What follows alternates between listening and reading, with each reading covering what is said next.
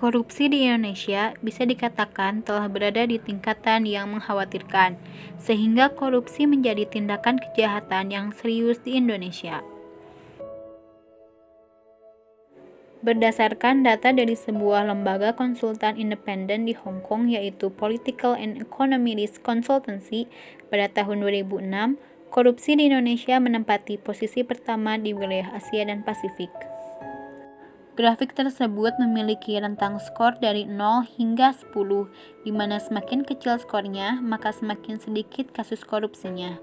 Dengan skor 8,16 menempatkan Indonesia menjadi negara terkorup dengan skor yang mendekati nilai sempurna. Korupsi berasal dari bahasa Latin yaitu corruptus yang berarti penyuapan. Selanjutnya jika merunut ke belakang, maka akan berasal dari kata korumpir yang artinya merusak.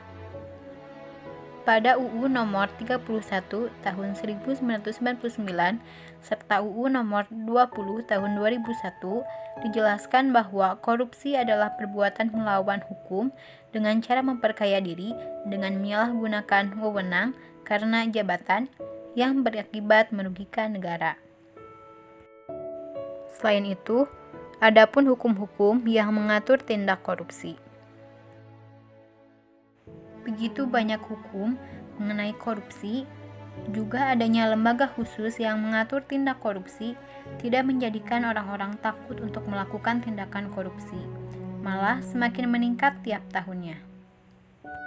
Korupsi menjadi kejahatan yang sangat kejam, karena di balik itu semua masih ada masyarakat yang tidak makan, tidak memiliki tempat tidur yang layak. Selain itu, banyak warga negara yang membutuhkan bantuan akibat bencana alam. Karena kita tidak dapat menyangkal bahwa 1 tahun Indonesia bisa mendapatkan banyak bencana alam. Uang negara yang dikorup pun berasal dari masyarakat Indonesia, dari mulai pajak dan anggaran negara lainnya. Bahkan uang bantuan dari pemerintah untuk masyarakat pun sering dikorupsi.